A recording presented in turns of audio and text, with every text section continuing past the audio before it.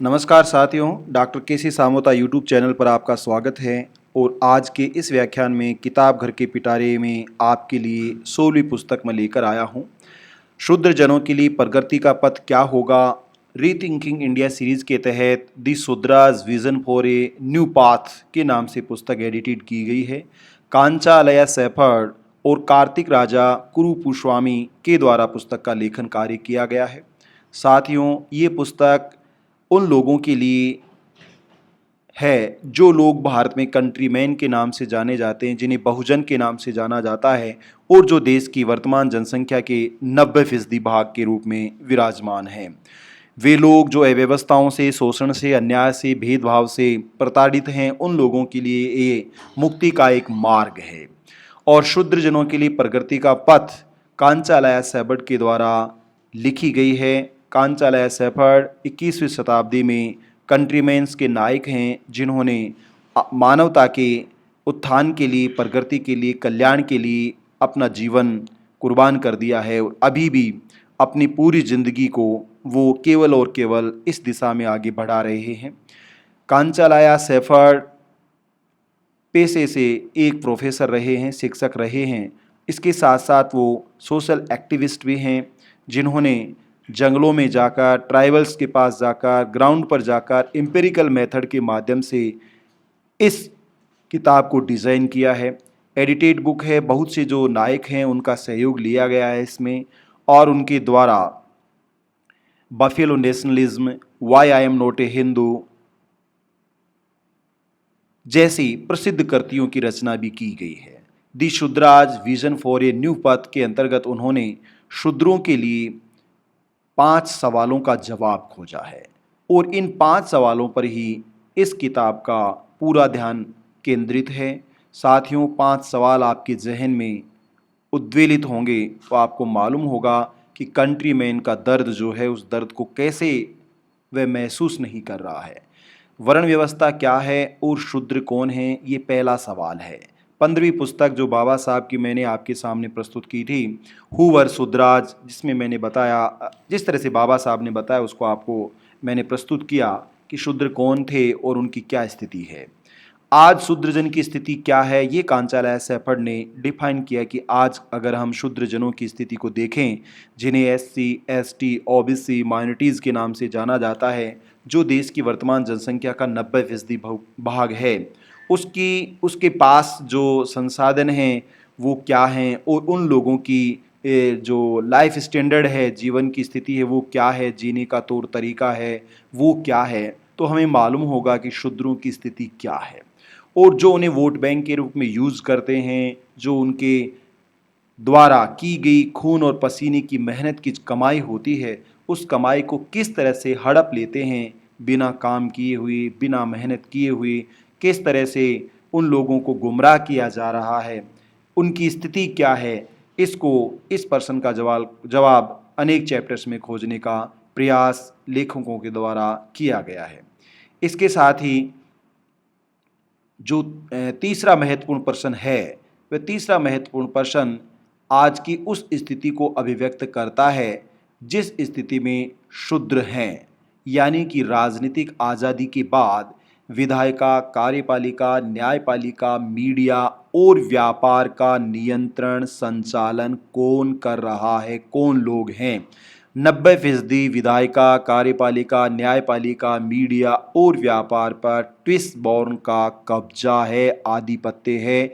यह twist born imperialism in India है। ये भारत में साम्राज्यवाद है, उपनिवेशवाद, कॉलोनिज्म। हम केवल ब्रिटिश इंपीरियलिज्म और कॉलोनिज्म की बात कर रहे हैं, but after freedom from britisher what happen in India, ये बड़ा ही सवाल हमने सामने पेश किया है, जिसका जवाब इन्होंने खोजा है विद प्रूफ के साथ। जो स्थितियां क्या हैं कि विधायिका, कार्यपालिका, न्यायपालिका, मीडिया, व्यापार, डिसीजन मेकिंग की पोजीशन में कौन लोग हैं और वो किस तरह से दगा कर रहे हैं, धोखा कर रहे हैं, चालाकी कर रहे हैं, डिवाइड एंड रूल पॉलिसी का सहारा ले रहे हैं, झूठ बोलने का सहारा ले रहे हैं, मिथ्या का सहारा ले रहे हैं, थ्योरेटिकल मेथड का सहारा ले रहे हैं, माइथोलॉजी का सहारा ले रहे हैं। चौथा प्रश्न है धार्मिक, सामाजिक और आर्थिक लोकतंत्र का स्तर क्या है। साथियों, जो ब्रिटेन से हमें आज़ादी मिली है हालांकि ब्रिटेन ने ही हमारे ऊपर शासन नहीं किया, वह केवल 190 यानी 200 सालों का शासन था। उससे पहले शताब्दियों तक शासन किसने किया? शताब्दियों तक शासन किसने किया? ये एक महत्वपूर्ण प्रश्न है। राजनीतिक लोकतंत्र में हमें केवल राजनीतिक प्राधिकार मिले हैं, लेकिन राजनीतिक निर्णय प्रक्रिया के प्राधिकार नहीं मिले हैं। धार्मिक लोकतंत्र में हमें स्पिरिचुअल फ्रीडम नहीं मिली है। उस आज़ादी की हमें आज बहुत ज़्यादा आवश्यकता है। अंग्रेज चले गए, उनके जाने के बाद 75 साल हो गए, लेकिन ये आज़ादी हमें शताब्दियों से आज तक नहीं मिली है।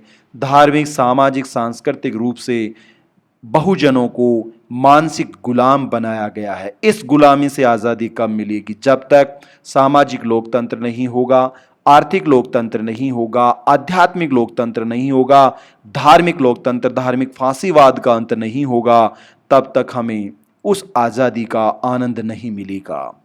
पांचवां सवाल है, प्रगति का पथ क्या हो?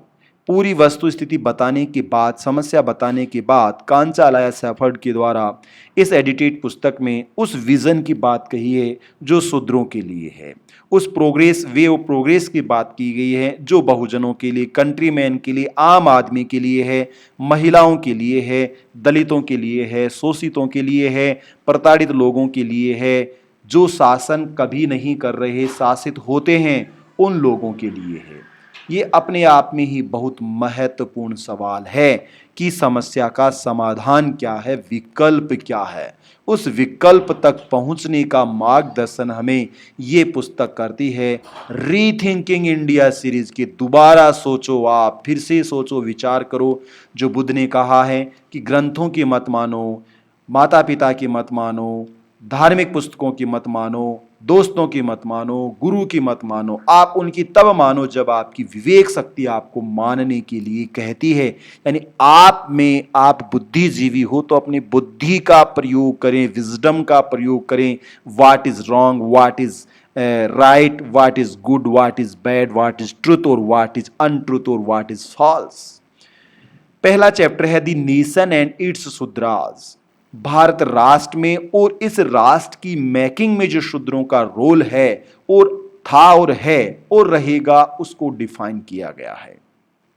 The social spiritual slavery of Shudras A national agenda for their liberation. ये उन शूद्र लोगों के लिए जो कि सामाजिक रूप से, आध्यात्मिक रूप से गुलाम हैं, उन्हें गुलामी से मुक्ति कैसे मिली, उन्हें ब्राह्मणवाद से मुक्ति कैसे मिली, उन्हें उस व्यवस्था जिसको धार्मिक आधिपत्य, सामाजिक आधिपत्य, सांस्कृतिक आधिपत्य, आर्थिक आधिपत्य कहा जा रहा है, उस गुलामी से आज़ादी कैसे मिली। शूद्राज डेमोक्रेटिक इंडिया, शूद्र और लोकतांत्रिक भारत, जो स्वतंत्र भारत है, उसमें शूद्रों की क्या स्थिति पिछले 75 साल में रही है, वो कहाँ स्टैंड करते हैं, उनकी लाइफ स्टाइल क्या है, उनकी economic status, social status, religious status, spiritual status, political status क्या है।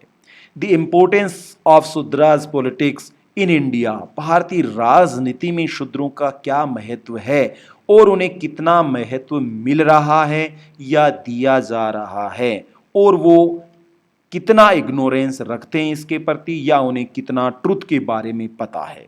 The question of Bahujan women's, Bahujan महिलाओं की का जो प्रश्न है, उनका जो स्टेटस है, उनका जो उनकी स्थिति है, उनके जो जीवन प्रणाली है, उनको जो राजनीतिक, सामाजिक, आर्थिक, धार्मिक, आध्यात्मिक में जो स्टेटस स्लेवरी का मिला हुआ है, उससे हमें कैसे मुक्ति मिले।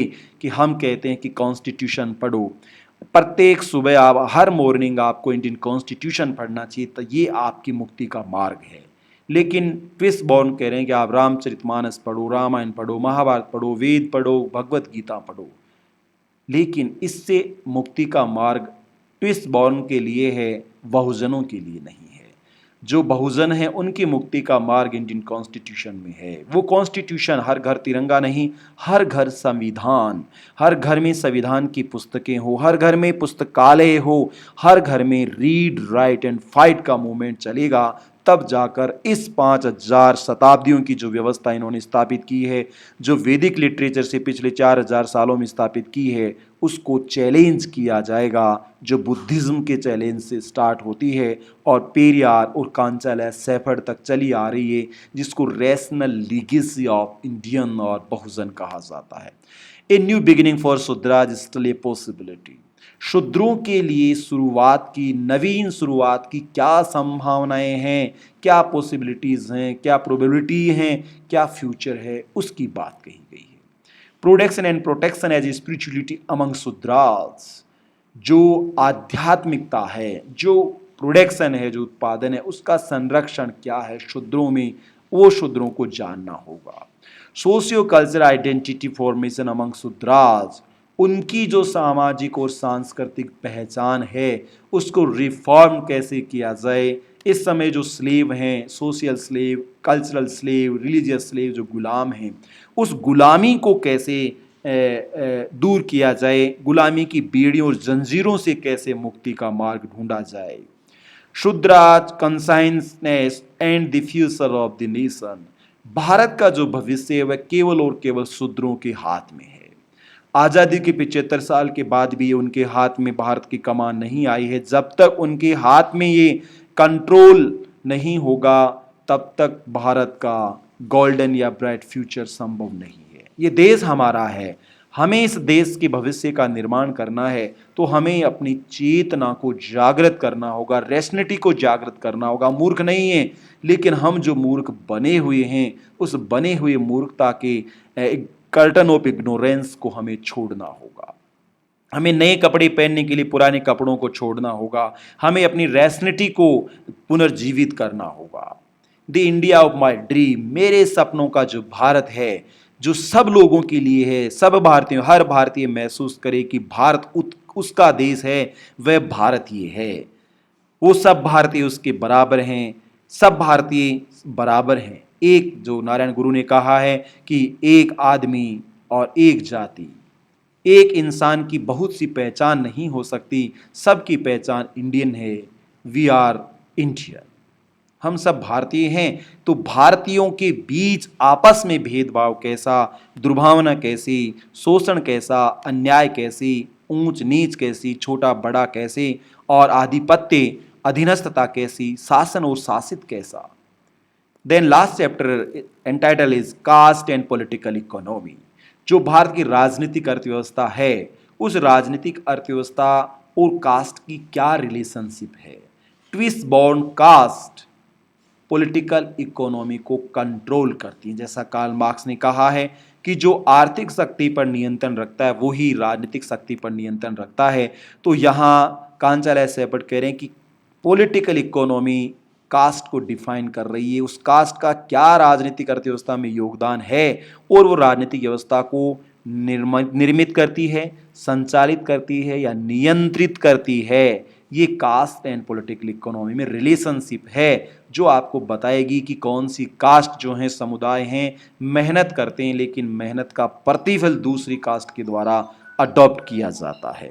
This is the new vision, new path, vision for a new path for the Shudras, written by Kancha Ilaiah Shepherd. आप सभी का बहुत बहुत धन्यवाद, और फिर से निवेदन है कि इस पुस्तक का अध्ययन आप जरूर करें। रीड राइट फाइट मूवमेंट के पार्ट बने और कंट्रीमैन की आज़ादी के लिए आप अपने जीवन का योगदान दें। Thank you so much.